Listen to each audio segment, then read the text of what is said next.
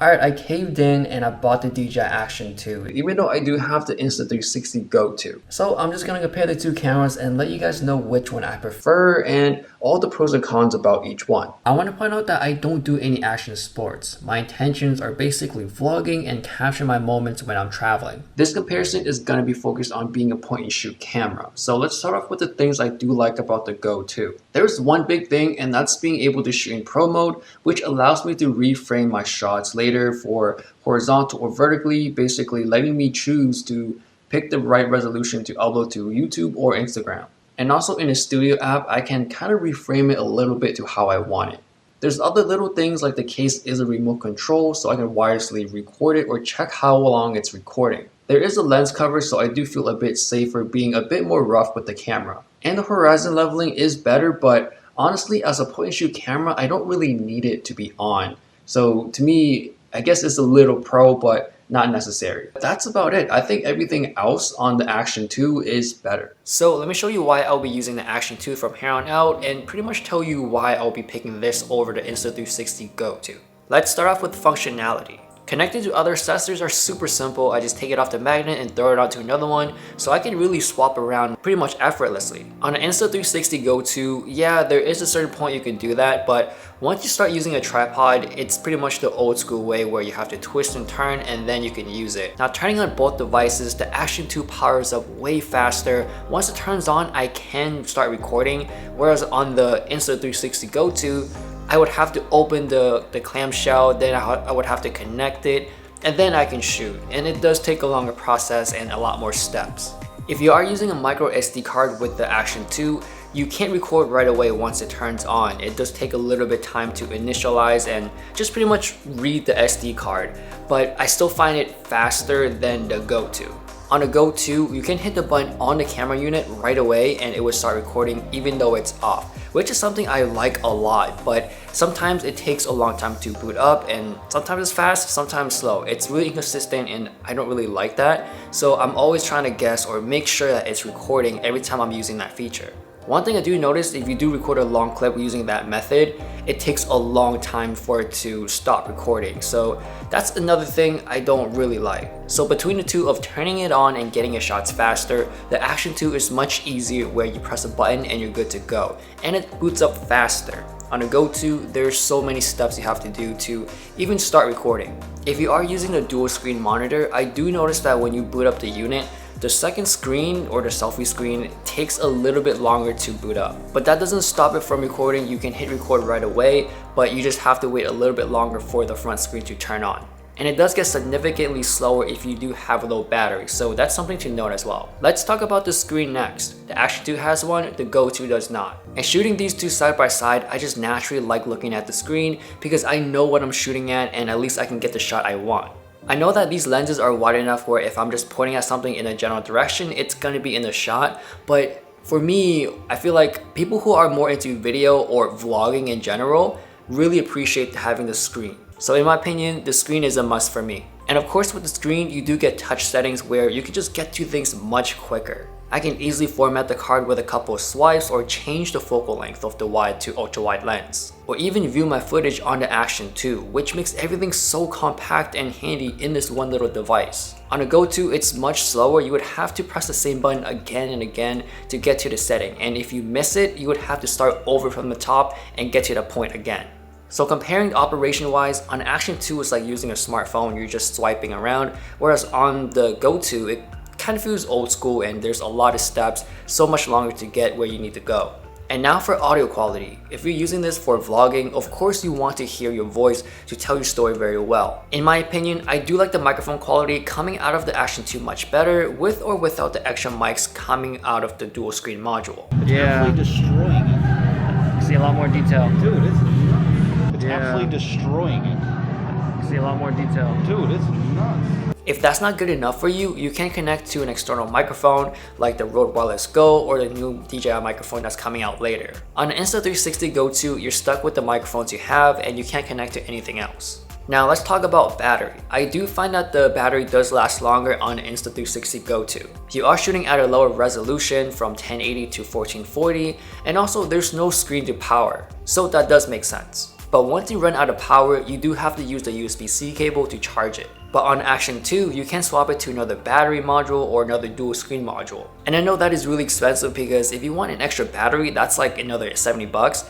And if you want a dual screen module, that's another 170. I know it's not ideal, but at least you do have the option to hot swap your batteries if you need to.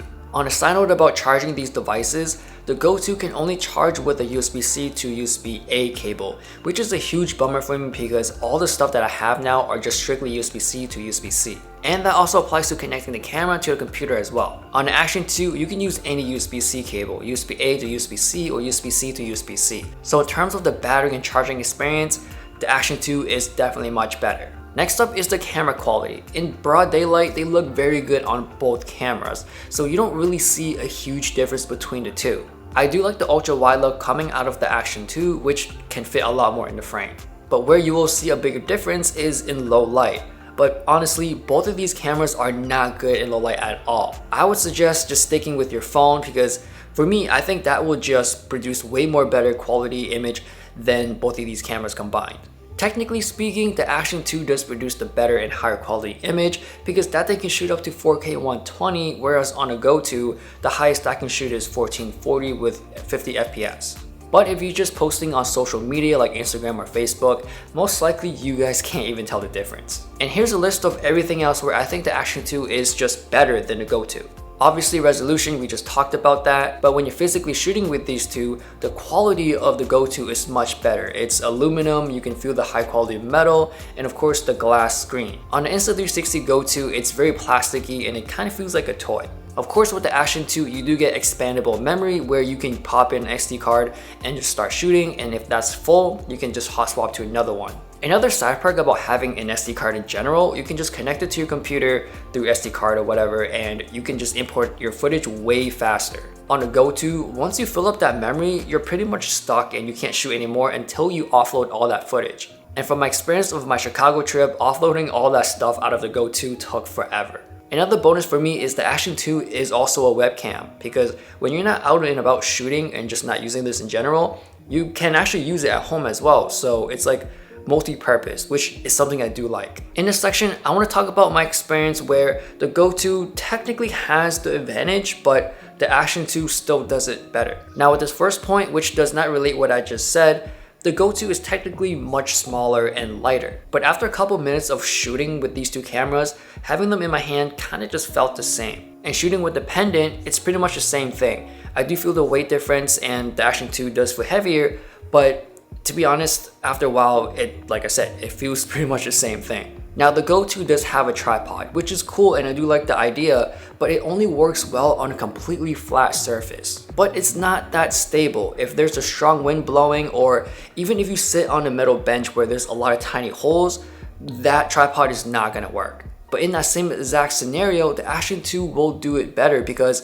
for one, it feels heftier and is a bit heavier, so the wind won't blow it down as easily. And also it does have a larger surface area, so if you place it down, even though it does have little gaps, pretty much it's still gonna be standing up by itself. The Insta360 Studio app is a great app and I do like it, very easy to use, and I've done some edits with it, but personally I'm not a fan of the two-step process where I would have to import the footage into the Studio app, export it to the way I want it, and then import it again to Final Cut. Yes, I know that's the price to pay for if you're shooting in pro mode and you can reframe it and all that stuff, but with the Action 2, it's a one-step process because of having that screen already, I've already framed my shot to the way I want it, so I can just drag it straight to Final Cut. Now, if you do want horizontal and vertical video at the same time on the Action 2, my tip is to turn on the grid and then I would just focus on my shots, framing it between those middle boxes. And once you put it into Final Cut, just crop out the sides and that's pretty much it. If you are strictly shooting vertical video, then you can just turn the Action 2 on the side. The orientation will know that and you're basically shooting vertical video. Now with this last section is basically the big con, which I personally haven't experienced yet, but just from seeing all the videos about how this Action 2 can overheat, that really depends on how you shoot. This is a point and shoot camera for me, so I'm just pointing at something, taking a clip for 30 minutes to maybe 2 minutes max, and I turn it off. Or I go on to the next clip or whatnot, so I'm constantly shooting tiny clips. So far it has not overheated. I've only been shooting in 4K 60, and it does get warm to the touch, but never overheat it. If you know you are shooting 7 minutes, 10, 15-minute clips, then obviously you're gonna hate this camera and you would want to return it. I got to shoot a 4K 60 clip for 16 minutes and it got super hot to the point where I can't not touch the camera. So before buying this camera, you gotta make sure to know how you are shooting your clips. As a casual point and shoot camera to bring on my trips, definitely this Action 2 will replace my Insta360 Go 2.